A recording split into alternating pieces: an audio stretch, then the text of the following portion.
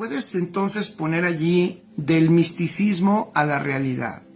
Hay otro cruce que yo noto y que yo quise llamarle del misticismo a la realidad, aunque se nota que el autor de Hebreos está tratando de llevar a los que lo escuchan de la superioridad de los ángeles a la superioridad de Cristo.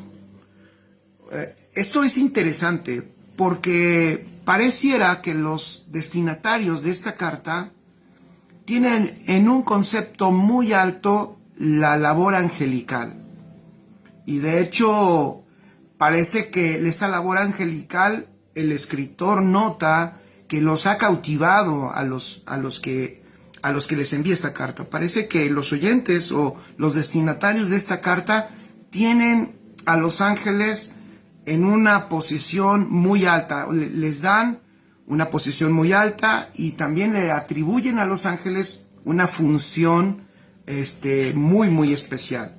Y es interesante porque obviamente nosotros no estamos hablando, no voy a hablar en contra de los ángeles, pero quiero traer eso a nuestro tiempo, porque hoy no hay tanta adoración a los ángeles, y menos obviamente en la iglesia de Cristo, pero lo que sí hay es algo parecido, es ese darle un grado mayor a manifestaciones místicas o sensaciones místicas, y la gente muchas veces anhela más lo místico que a Cristo, ¿ok?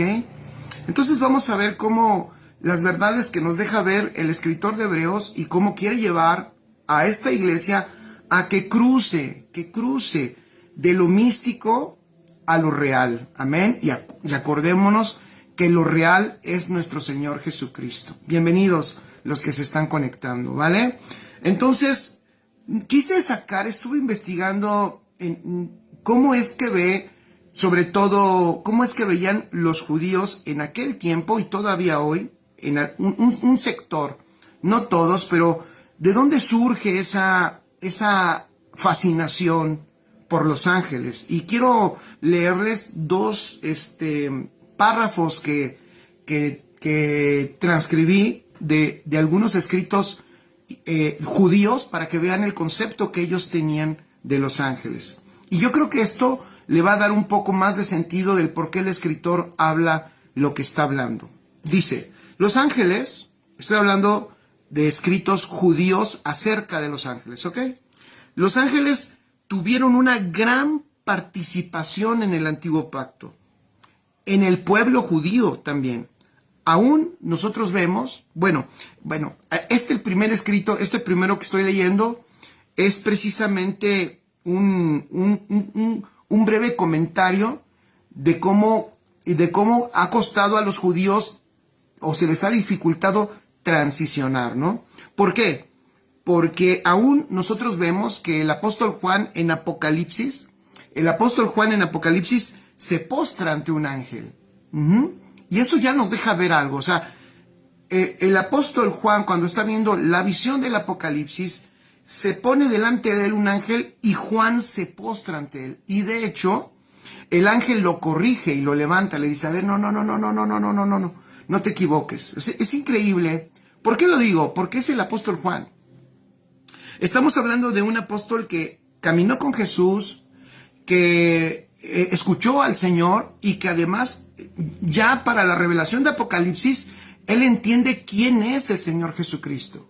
Sin embargo, cuando está viendo la revelación de Apocalipsis, él ve a un ángel y se postra ante él. Entonces, ahí nos damos cuenta que en lo más profundo, esto es algo que muchas veces se ha repetido, ¿verdad? En lo más profundo del corazón, de nuestro corazón, muchas veces quedan insertadas muchas improntas religiosas. O sea, la religión, esa fascinación mística, muchas veces está en lo más profundo del ser. Entonces a veces nosotros decimos, no, yo ya no soy un religioso, no, yo ya no estoy en eso, no, yo estoy en otra condición, yo ya avancé, yo no estoy viviendo eso. Y bueno, aquí vemos a un Juan que que de hecho ya para estas alturas ya escribió el Evangelio de Juan. En el Evangelio de Juan, alguna vez se acuerdan que estudiamos una parte del Evangelio de Juan y yo les decía que ese Evangelio es extraordinario porque ese Evangelio, cuando Juan lo escribe, ya lo está escribiendo desde una perspectiva, o sea, desde un entendimiento. No es una narrativa histórica. De hecho, el Evangelio de Juan más es una interpretación espiritual de la vida de Jesús. Esto es, a lo mejor nunca lo habéis escuchado, pero yo creo que esta es la definición más aproximada al Evangelio de Juan. O sea, el Evangelio de Juan ya es una interpretación espiritual, porque Juan está narrando algunas vivencias o algunas experiencias que él tuvo con Jesús en la tierra, pero no solo narra la experiencia o el hecho histórico, sino que le da una interpretación espiritual. Bueno, con todo eso, Juan, es interesante, con todo eso Juan, aún Juan sabiendo que Jesús es el verbo, ¿verdad? El verbo encarnado, es el Dios que se hace hombre y habita entre nosotros, y aún ese Juan que dice que vio la gloria del Señor en Jesús, del unigénito del Padre, lleno de gracia y de verdad, y aún con eso, Juan ve a un ángel y se postra ante un ángel. ¿Se dan cuenta? O sea, en el fondo del corazón de Juan hay una fascinación. ¿Por qué? Pues por su trasfondo judío, por su aprendizaje judío, de esa fascinación a los ángeles. Entonces, el escritor de Hebreos tiene mucho sentido del por qué él lo que hace es que llevar a las personas de que salgan de esa fascinación mística y vayan a la realidad, ¿ok? Por eso en el capítulo 1 y en el capítulo 2 de Hebreos, el escritor muestra a Cristo como superior a los ángeles, ¿amén? Y esa es una de las improntas que el judaísmo les dejó a los discípulos, y en este caso lo vemos manifestado en Juan. Pero un erudito judío, un rabino judío de hace muchos siglos atrás, miren lo que escribió sobre los ángeles. Esto lo quise poner para que se den cuenta insisto, de por qué el escritor de Hebreos está argumentando el por qué Cristo es mayor, y no solo argumenta por qué Cristo es mayor, sino muestra algunos aspectos más que son importantísimos, que todo hijo de Dios debe de conocer. Dice este sabio judío se llama Maimónides, es muy conocido entre los judíos. Maimónides es muy conocido, es un rabino muy conocido, es muy leído. Algunos sectores judíos lo siguen leyendo, pero escuchen esto que él menciona en uno de sus escritos. Dice, el papel de los ángeles, miren, el papel de los ángeles es importantísimo. Los ángeles son cruciales en la teología judía. Escuchen, los ángeles son cruciales en la teología judía para conectar el mundo espiritual con el mundo físico. ¿Escucharon eso? Maimónides está diciendo, los ángeles son tan importantes en nuestra teología que ellos son los que conectan el mundo espiritual, ¿ya vieron?, con el mundo físico. Esto lo subrayé, yo lo puse en negritas aquí en mi escrito. ¿Por qué lo puse en negritas? Porque fíjense, conectar el mundo espiritual con el mundo físico. ¡Wow! Después dice, ellos, los ángeles, tienen la asignación de administrar, escuchen, administrar el gobierno divino. Entonces, conectan el mundo espiritual con el mundo físico. Administran el gobierno divino. Y luego dice, y actúan como intermediarios. ¡Wow! Conectan el mundo espiritual con el mundo físico, lo estoy repitiendo.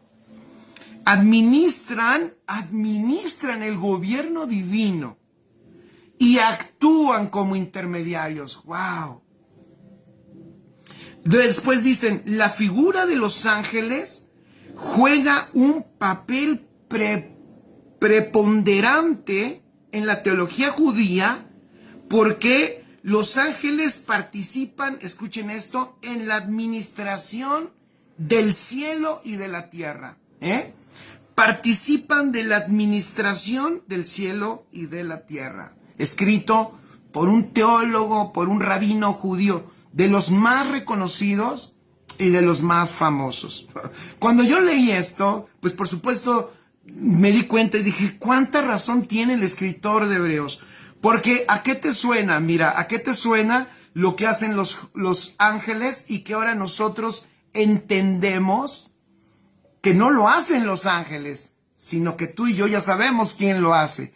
Que eso es, dentro de muchas cosas más, lo que nuestro Señor Jesucristo realiza o consumó, realizó, y que todo eso lo encontramos en él. Fíjense, conectar el mundo espiritual con el mundo físico.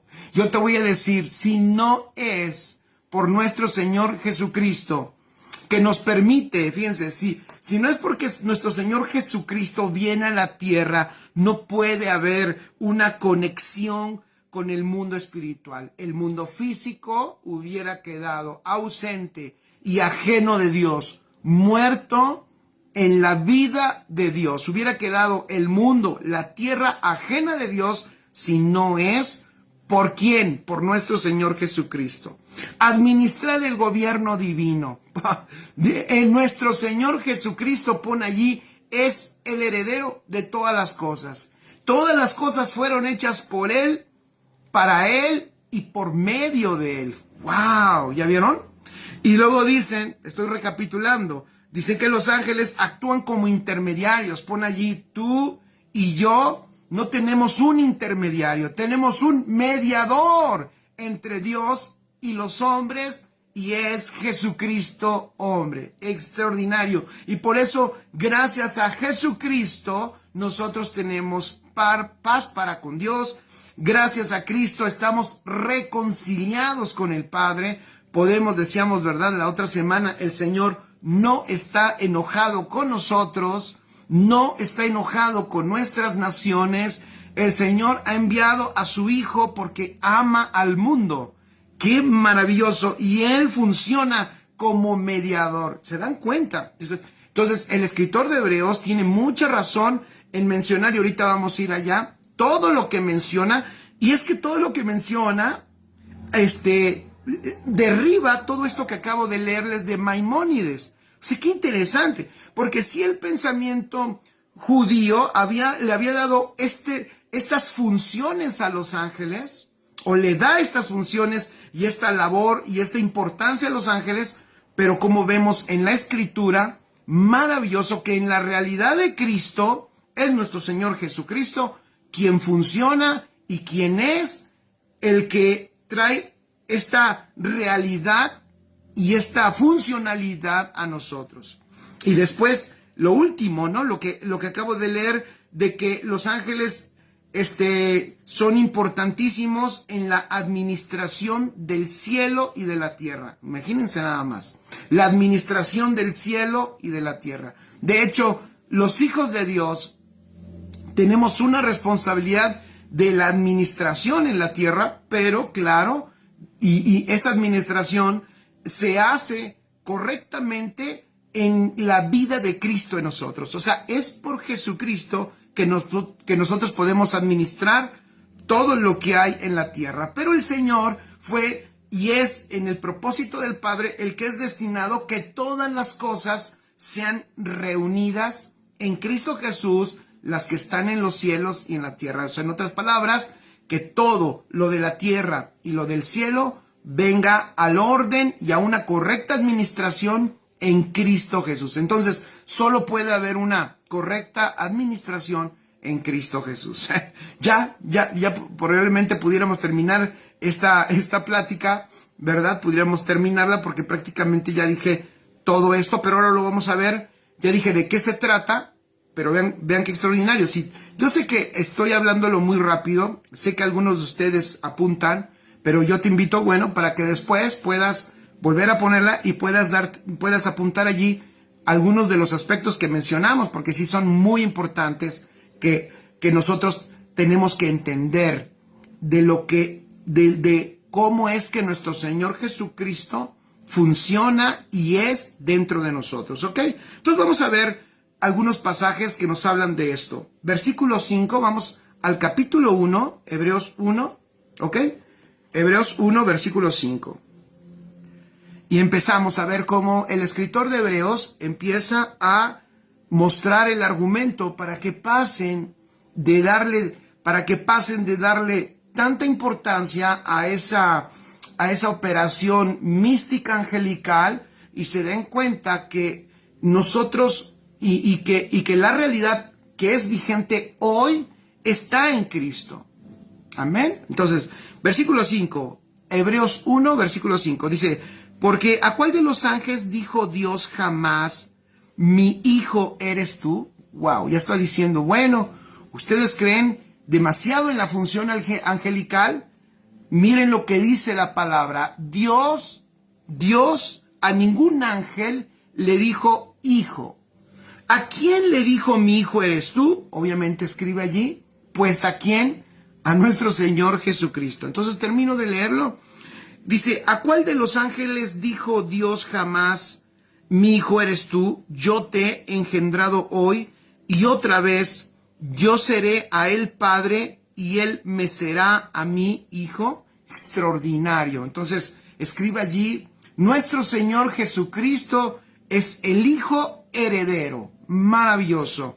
Es el hijo heredero de Dios y nosotros somos herederos de Dios. Pon allí. Porque estamos en Cristo, somos herederos de Dios y coherederos en Cristo. Coherederos con Cristo. Maravilloso. Herederos de Dios y coherederos con Cristo. Es extraordinario. Eso es lo que somos tú y yo en esta hermosa realidad. Versículo 7. Ahora vamos al versículo 7. Solo voy a estar mencionando algunos versículos porque son muchos y bueno, no avanzaríamos, ¿verdad? Pero vamos a leer algunos y de ahí vamos a extraer verdades. Versículo 7, fíjense, 7 y 8, estos vamos a leerlos juntos. Versículos 7 y 8 de Hebreos 1, dice, ciertamente de los ángeles dice, el que hace a sus ángeles espíritus y a sus ministros llama de fuego, mas del Hijo dice. Entonces Dios está diciendo, escriban allí, de los ángeles que son espíritus y ministros, ¿verdad? Espíritus y ministros. Pero el versículo 8 dice, mas del Hijo dice, vean qué hermoso, mas del Hijo dice, tu trono, oh Dios, por el siglo del siglo, cetro de equidad es el cetro de tu reino. ¡Wow! Mientras se escribe allí, los ángeles, ¿qué son? ¿Sí? Pues son espíritus ministradores, ¿verdad? Son ministros, llamas de fuego. El escritor de Hebreos dice, bueno, ustedes están allí enfocados en eso. Y por causa de estar enfocados en eso, no se dan cuenta que el Hijo está en el trono. Es el Hijo y su gobierno eterno en justicia. Amén. Del Hijo dice, tu trono, oh Dios, por el siglo del siglo, cetro de equidad es el cetro de tu reino. Maravilloso. En otras palabras, el Hijo de Dios está en el trono, su gobierno es eterno y es un gobierno de justicia. Maravilloso. Entonces, fíjense qué maravilloso. Alguna vez, ¿no?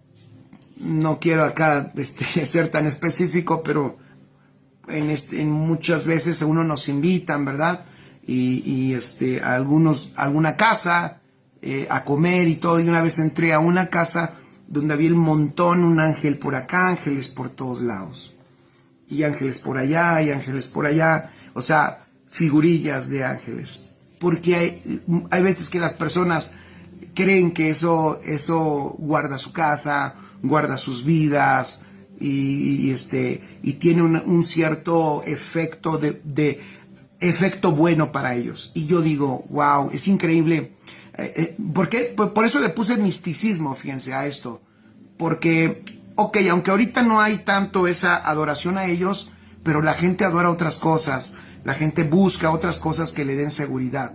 La gente busca una estampita que le dé seguridad, la guarda ahí en la cartera, o se cuelgan algo y tratan de ponerlo allí también porque eso los hace sentir seguros, porque eso, ellos creen que si van a enfrentar algo en la vida o van a pedir trabajo, así son las personas, ¿vale? No los estoy criticando, solo estoy diciendo que qué hermoso es que podamos compartir la palabra a todas las personas y que les podamos mostrar lo maravilloso, lo que es, quién es Cristo y cómo el que tiene a Cristo, pues tiene, en este caso, fíjense, el que tiene a Cristo tiene al Rey, tiene al que gobierna, al que está sentado a la derecha del Padre, el que está en un trono eterno, el que está por encima de todo principado y de toda autoridad, y aquel que gobierna y que gobierna en justicia. ¡Qué maravilloso! O sea, tú y yo no tenemos un escapulario o no tenemos una figurita de barro o de madera. Tenemos a Cristo dentro de nosotros. Eso es lo mejor. Eso es lo más extraordinario. Que empecemos a trasladarnos, porque también incluso, ¿no? A veces lo digo en broma, pero es insisto, con respeto. Pero a veces en el mismo cristianismo, miren, el misticismo de los símbolos que todavía ha costado tanto trabajo sacar de la iglesia. O sea, una persona, a veces, si no le oran y le ponen aceite, no sienten que algo sucedió. Si no da una ofrenda o un diezmo, y no pacta, o sea, siente que entonces Dios no le va a prosperar. Si X, ¿no?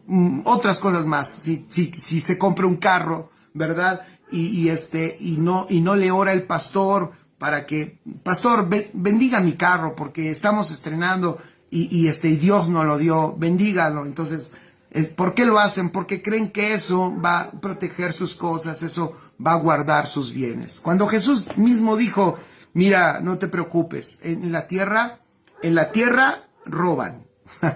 No te preocupes, en la tierra roban, los ladrones roban, las cosas se acaban, se terminan. Entonces, no te enfoques en eso, sino enfócate en lo que verdaderamente permanece, en lo que es eterno. Entonces, qué importante es que todos esos simbolismos y ese misticismo, nosotros ya podamos deshacernos totalmente de él y nos demos cuenta que lo que tenemos en nosotros, pues es una realidad extraordinaria, maravillosa. Es lo mejor. Yo sé, por ejemplo, se le ha dado un grado también escuchen, lo digo con respeto, pero se le ha dado un grado también de misticismo al bautismo, ¿no? Se le ha dado un grado de poder místico también a la Santa Cena, esa es la verdad. Y se le ha dado un poder de grado místico a aquel que habla en lenguas. Y bueno, se ha exagerado en muchas cosas y no hemos reconocido lo que ya tenemos en Cristo y lo que ya Cristo es en nosotros, ¿no? Entonces, qué importante es salir de ese misticismo religioso a la realidad que tenemos en Cristo Jesús. Pues imagínense, con este versículo 8 del capítulo 1 de Hebreos, ya vemos lo que el Señor dice de nuestro Señor Jesucristo. Tu trono, Dios, por el siglo de los siglos, está en su trono y tiene el cetro de equidad, es el cetro de su reino. O sea, nuestro Cristo gobierna y está en el trono de Dios. Maravilloso. Vamos al versículo 13, por favor. Así es, Mirna, como dice, conocer la supremacía de Cristo, la preeminencia de Cristo. De eso habla, así inicia hablando la carta de los Hebreos. Pero lo estamos tomando en el sentido de que el escritor de Hebreos los quiere pasar a otro lado. O sea, Cristo es mayor que los ángeles. Lo que está diciendo es, a ver, vayan a la realidad y despójense del misticismo angelical. Pero es válido en nuestro tiempo. Despójense del misticismo religioso y aprovechen la realidad que tienen en Cristo Jesús. Amén. Ven el versículo 13. Eso que dice Ofe también, gracias Ofe, que el pastor está más cerca de Dios y a él le oye. Exacto, ¿no? Que me ore el pastor porque está más cerca. Ahí está la hermanita, una que dijo, yo oro si quiero por usted. Y déjeme mejor decirle al pastor, ¿no? ¿Por qué? Porque él como que tiene algo más, tiene más unción. Todo eso que no nos ayuda. No nos ayuda, ¿por qué? Porque vuelvo a decirlo, porque no permite incluso reconocer, a veces no permite reconocer el Cristo que ya tenemos todos. Amén. Vamos al versículo 13. Dice, pues ¿a cuál de los ángeles dijo Dios jamás? Fíjense, siéntate a mi diestra hasta que ponga a tus enemigos por estrado de tus pies. Este pasaje es bien interesante. Subrayen el versículo 13, es bien interesante. Lo vuelvo a repetir. Pues ¿a cuál de los ángeles dijo Dios jamás, siéntate a mi diestra hasta que ponga a tus enemigos por estrado de tus pies? ¿Sabes cuál es la figura de este pasaje? La figura de este pasaje está en Josué, apúntalo allí, Josué capítulo 10. En Josué capítulo 10 hay una historia muy interesante del pueblo de Israel, obviamente Josué comandando al pueblo de Israel, y en el capítulo 10 el pueblo de Israel se enfrenta contra 5 reinos.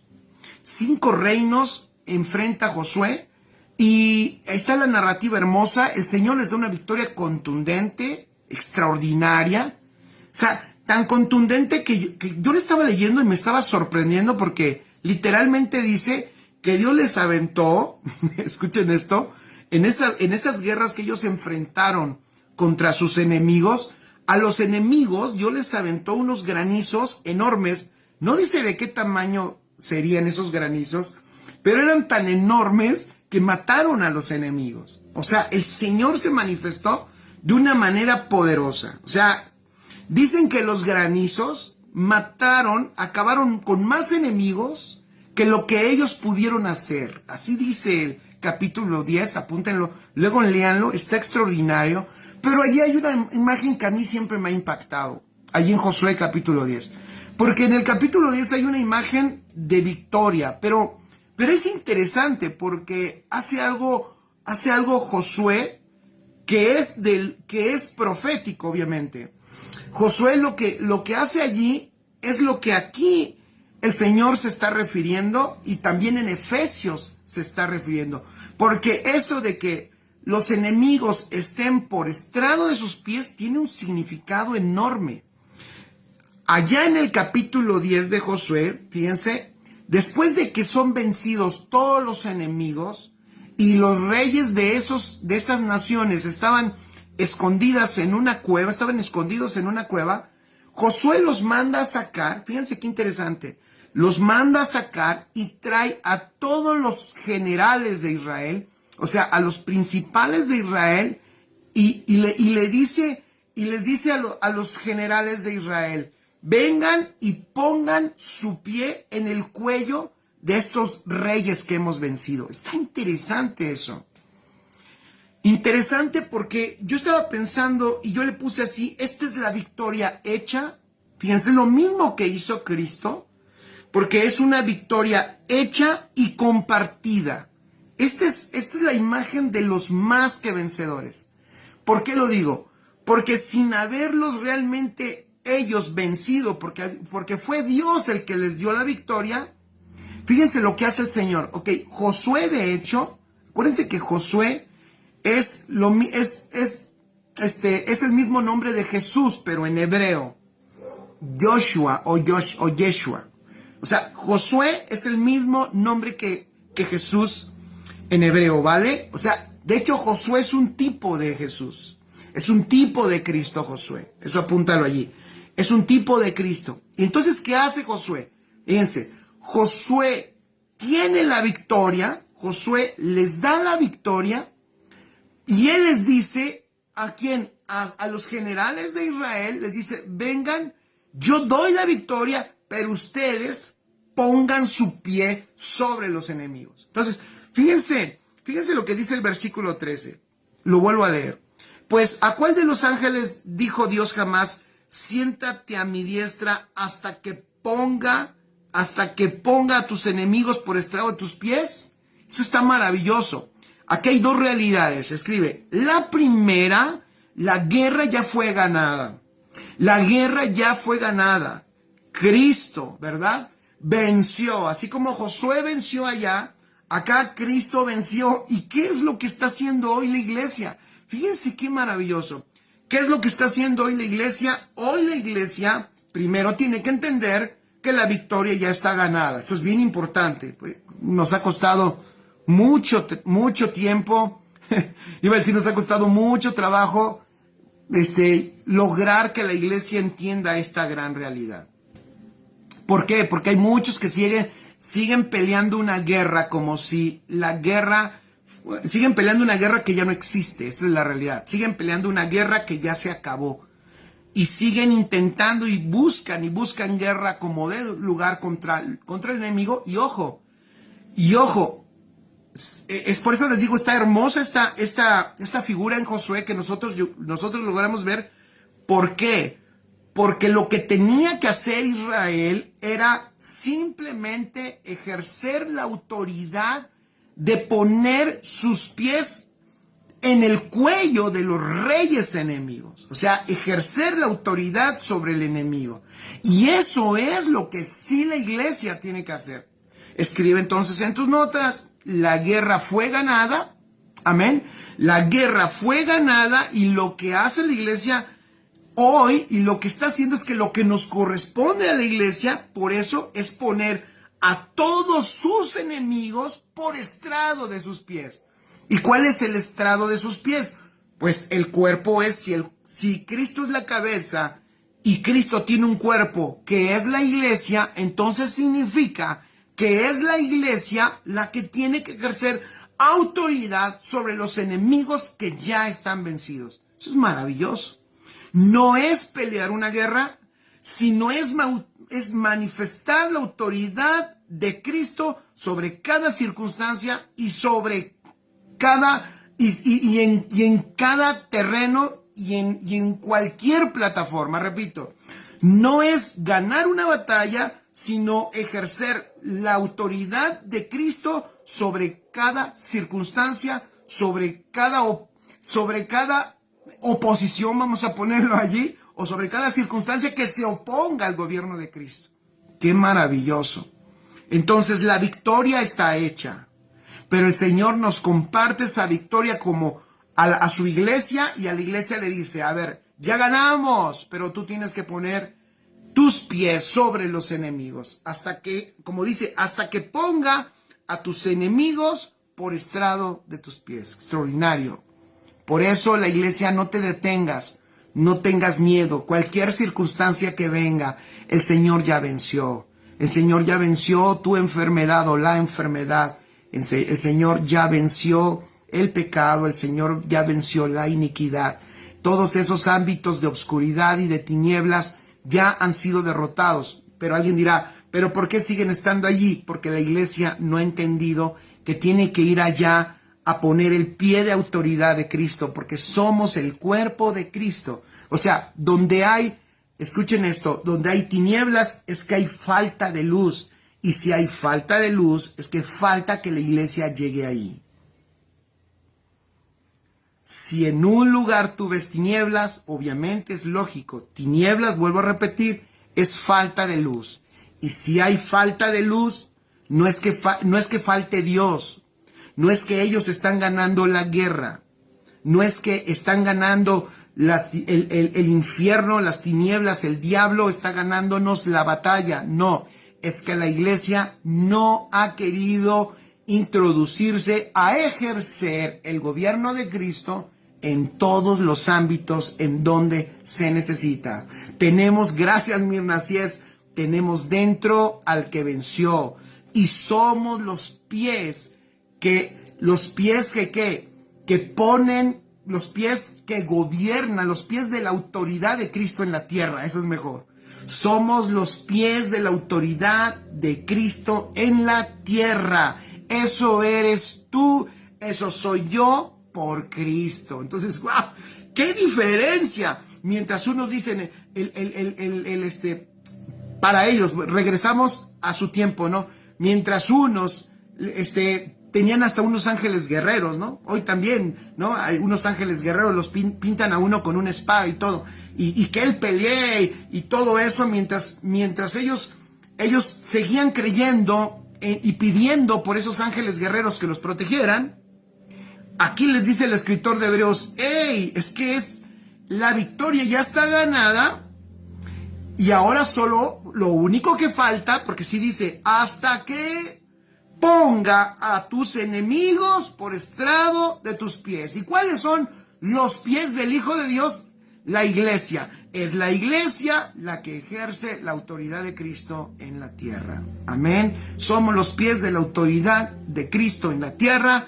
Y eso la iglesia, ¿ya vieron? Entonces, algunos, desgraciadamente, a una parte de la iglesia les sigue fascinando el misticismo de la guerra y de la lucha encarnizada contra demonios, contra potestades, contra todo ese rollo, y seguimos como peleando de frente contra ese enemigo, cuando el escritor de Hebreos dice, a ver, ya no hay pelea. ¿Qué hizo Josué? ¿Qué hizo Josué? A ver, ya se acabó la pelea, traigan a los reyes. Póngalos en el piso. Vean qué figura. Eso lo encuentras Josué 10, 24 y 25 específicamente. Para que si lo quieres leer ahorita. Traigan a los reyes, que ya vencí. Que ya vencimos. Que el Señor ya venció. Traigan a los reyes. Pónganlos en el piso. Y ahora ustedes pasen y písenlos en el cuello. Pongan sus pies encima de ellos. ¡Wow! ¡Qué extraordinario! ¡Qué maravilloso! Amén. Entonces, veamos lo que es la iglesia y la autoridad que tiene la iglesia en la tierra. Es la manifestación de la autoridad de Cristo en la tierra para que todos los enemigos sean puestos por estrado de sus pies. Y cabe mencionar, cuando estamos hablando de enemigos, no son personas. Amén. No son personas. No le quieras poner... No le quieres poner tu pie en la cabeza a tu esposo y mañana temprano amanezca tu esposo así, tú dices, ¿qué? Y tu esposo diga, ¿qué me estás haciendo? Y tú le digas, es la autoridad de Cristo para que te sujetes. No vayas a hacer eso.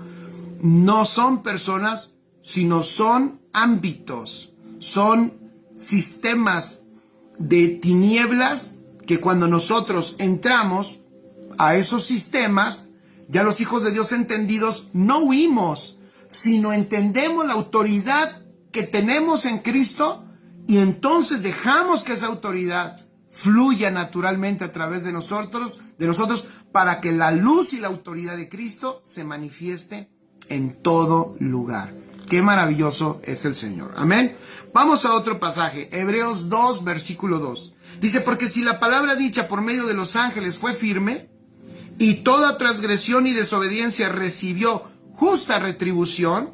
Okay, aquí está diciendo que la palabra de los ángeles, la palabra en el antiguo pacto, todas las palabras que los ángeles trajeron, dicen, se cumplieron. Y los que los desobedecieron pagaron la consecuencia de haber desobedecido los mensajes de los ángeles. ¿Ven lo que dice el 3? Pero ¿cómo escaparemos nosotros si descuidamos una salvación tan grande, la cual, habiendo sido anunciada primeramente por el Señor, nos fue confirmada por los que oyeron? ¿Qué está diciendo el escritor? Saludos, Sara, un abrazo azul hasta Indianápolis. ¿Qué es lo que está diciendo el escritor de Hebreos? Fíjense, ¿qué está diciendo el escritor de Hebreos? El escritor de Hebreos está diciendo, si antes, los impresionaban las señales, las confirmaciones, las nubes, las cosas sobrenaturales que sucedían y que eso les dejaban ver un poco lo que Dios quería. Ahora, dice, no tenemos esa manera de operar. O sea, ahora no nos habla Dios así, y aún los ángeles que llegaban y les decían cosas y los que desobedecían pagan la consecuencia, es en ese sentido, no está condenando el escritor de Hebreos, solo está diciendo, si eso que hacía el Señor a través de ángeles, de visiones, de manifestaciones, era algo que tenían que el pueblo de Israel obedecer, entonces lo que el escritor está diciendo, ¿se acuerdan que lo vimos la semana pasada o antepasada? El escritor está diciendo, ustedes no tienen un mensaje de ese tipo. Pon allí, nosotros tenemos el mensaje. Nosotros tenemos el mensaje, porque el mensaje no es un discurso. El mensaje es una persona. Lo dice Hebreos 1, versículo 1, 2 y 3. El mensaje es una persona.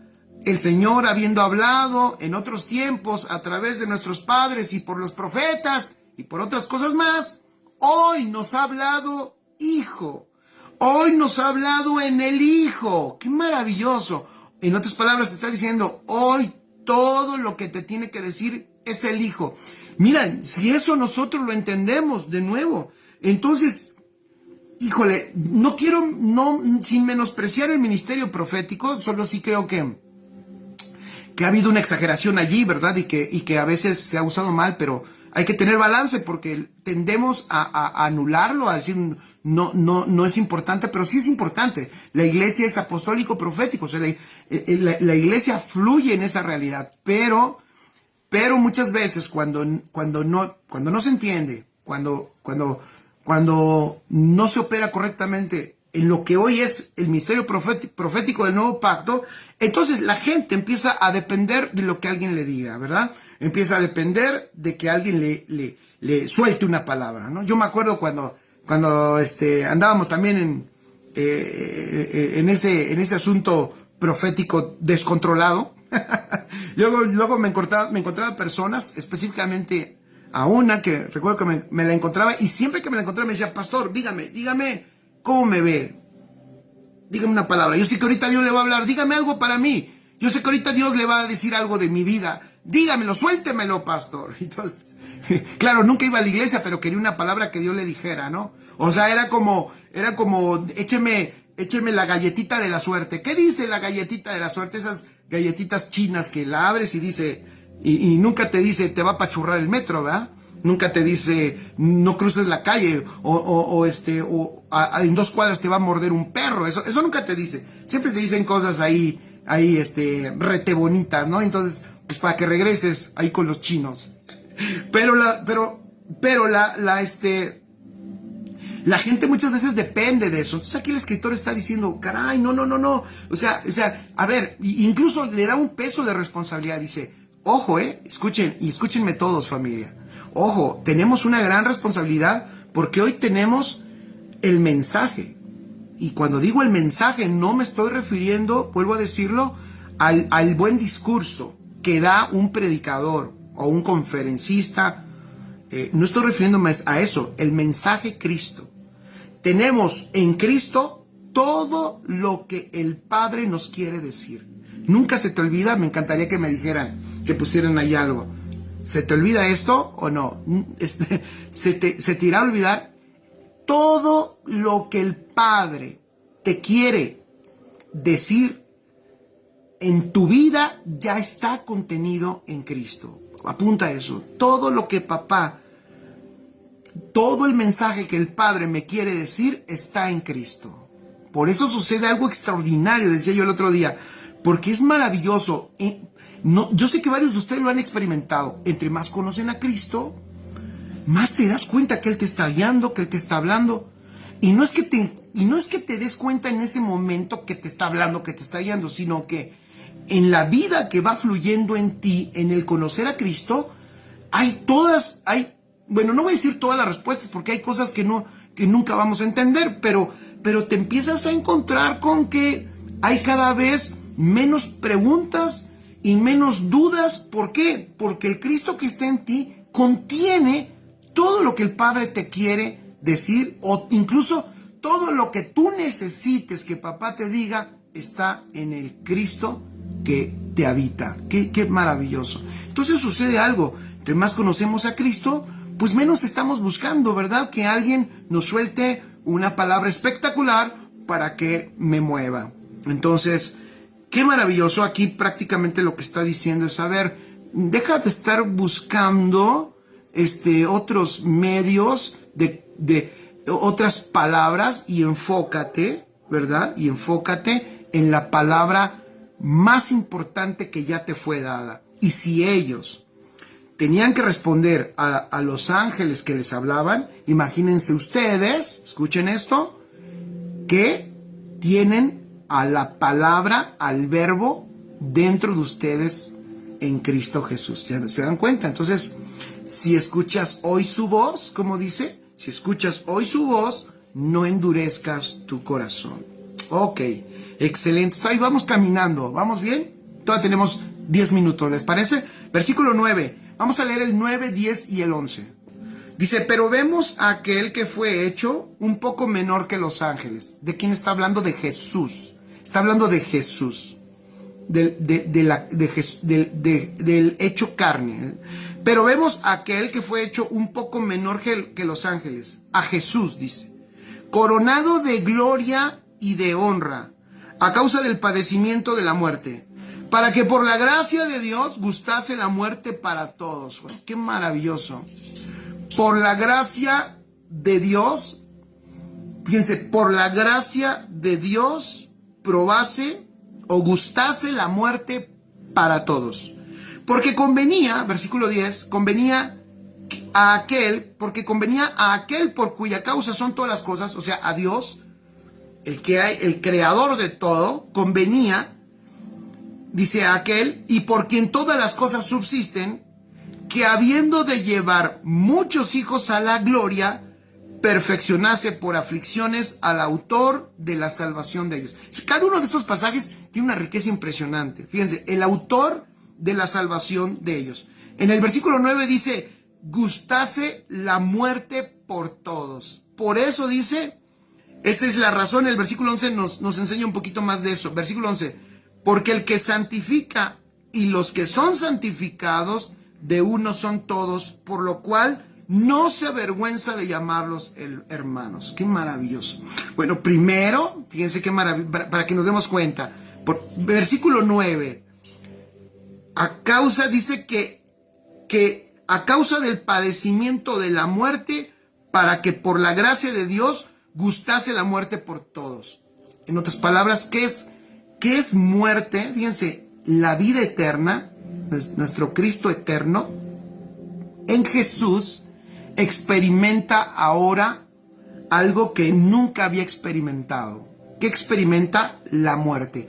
¿Por qué experimenta la muerte? Porque acuérdense que esto va de acuerdo a lo que el apóstol Pablo enseña, y ya lo enseñamos aquí, porque él lleva en su carne, en su cuerpo de carne, él lleva a toda esa primera creación, por eso él es el último Adán o el postrer Adán, y lleva a la muerte, qué maravilloso, lleva a la muerte a toda esa primera creación. Por eso era necesario, como dice aquí, ¿verdad?, que él gustase la muerte por todos. Y luego dice que por eso él es el autor de nuestra salvación. Qué maravilloso. Él es el autor de nuestra salvación. Así que pone allí, nuestro Señor Jesucristo es el autor de nuestra salvación. Él es nuestro Salvador. Vale la pena recordarlo. Él es el que representó, ¿verdad? Es nuestro representante. Él es el que en la cruz lleva a toda esa primer creación y la lleva a morir en la cruz. Así es. Maravilloso. Versículo 14. Así que por cuanto, ahí está, versículo 14, así que por cuanto los hijos participaron de carne y sangre, él también participó de lo mismo. Y aquí, de nuevo está explicando lo otro, ¿no? Él participó de lo mismo para destruir por medio de la muerte al que tenía el imperio de la muerte, esto es, al diablo. Fíjense, participó, escriban allí, de carne y de sangre para destruir por medio de la muerte al diablo. ¿Cómo es eso? Para destruir por medio de la muerte al diablo. Sí, claro. Porque al destruir, fíjense qué maravilloso. ¿Qué es lo que destruye? ¿Qué es lo que destruye el Señor? Y aquí va una pregunta. ¿Vale? ¿Les parece una pregunta? ¿Qué es lo que destruye el Señor, nuestro Señor Jesús, por medio de la muerte? ¿Qué es lo que destruye entonces? Ayúdenme.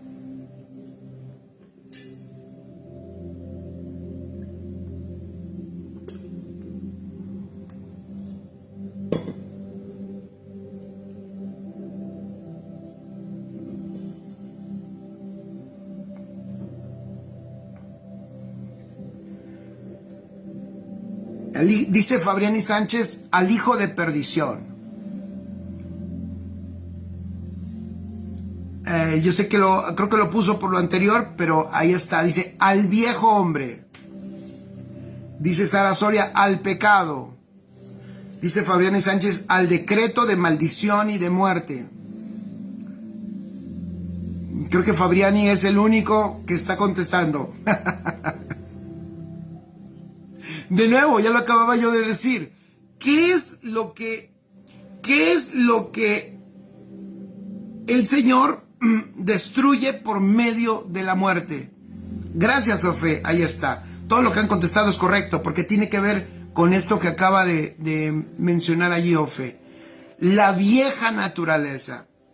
Y fíjense qué hermoso. Así es, la vieja naturaleza, y que de ella, porque no solo... Fíjense, no solo era necesario acabar con el pecado, sino también era indispensable terminar con lo que produce el pecado, con la raíz del pecado. Entonces, si el Señor, escuchen esto, termina con la raíz del pecado, el diablo ya no tiene poder para gobernarnos. Pónganlo ahí. El diablo ya no tiene poder. Es en ese sentido que fue destruido, ¿verdad?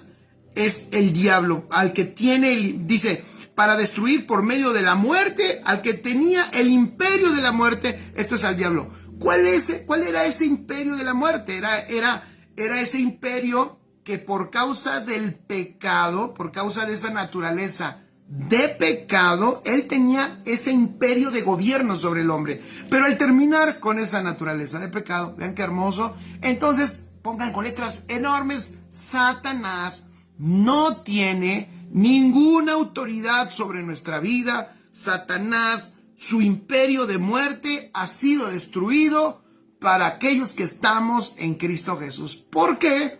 Porque la naturaleza de pecado, que era la que le daba oportunidad a él para gobernarnos, se ha acabado, se ha destruido. Por eso el Señor participó de carne y sangre para destruir el imperio de la muerte, ¿verdad? Para destruir por medio de la muerte, ¿ya vieron qué maravilloso?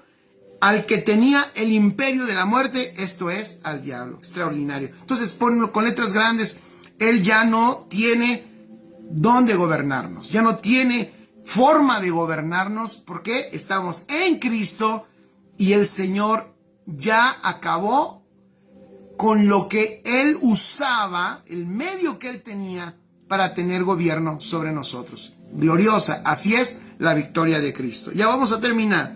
Versículo 17.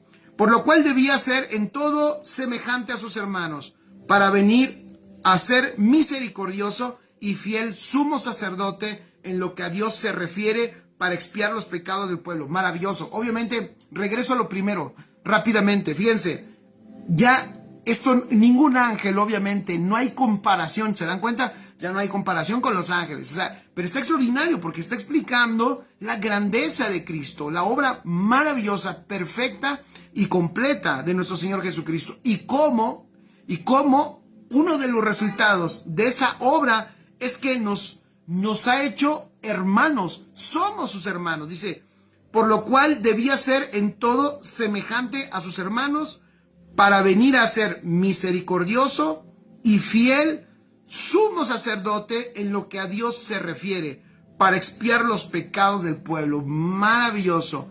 En lo que a nosotros se refiere, dice que somos hermanos. Nuestro Señor Jesucristo, por eso es el primogénito entre muchos hermanos. Maravilloso. Y no se avergüenza de decirnos hermanos. Pero delante de Dios, para delante de Dios, Él es nuestro fiel, misericordioso, sumo sacerdote, para expiar los pecados. ¡Qué maravilloso! Y luego ven el versículo 18. Pues en cuanto Él mismo padeció, siendo tentado, es poderoso para socorrer a los que son tentados. Es poderoso para socorrer a los que son tentados, porque él mismo padeció siendo tentado. Qué extraordinaria obra maravillosa de nuestro Señor Jesucristo. Lo que está haciendo el escritor de Hebreos, insisto, es mostrar cómo la obra de Cristo, nuestro maravilloso Cristo, y su obra perfecta es superior. Entonces, prácticamente lo que le está diciendo a los destinatarios de esta carta es: por favor, no se queden con el misticismo que simplemente los deja en una condición igual. De hecho, los deja igual.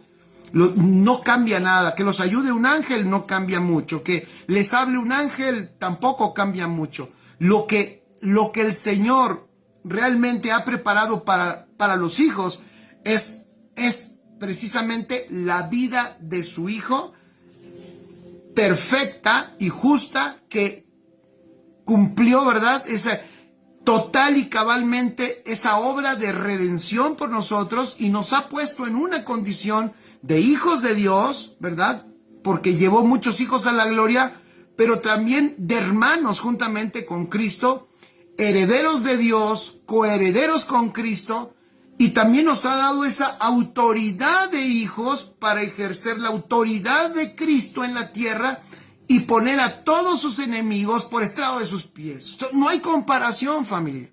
Lo que hoy nos ha sucedido en Cristo es extraordinario.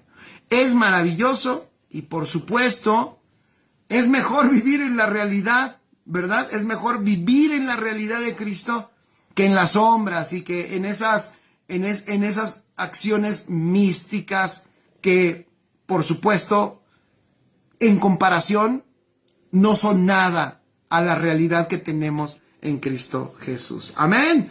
Así que, familia, lean este pasaje, el capítulo 1 y el capítulo 2 de Hebreos, y lo van a disfrutar, y sobre todo que el Espíritu Santo nos lo revele, ¿verdad? Que el Espíritu Santo nos lo muestre y que nos demos cuenta. ¿Por qué? Nos demos cuenta de qué maravillosa, extraordinaria y completa ha sido la obra de Cristo para nosotros.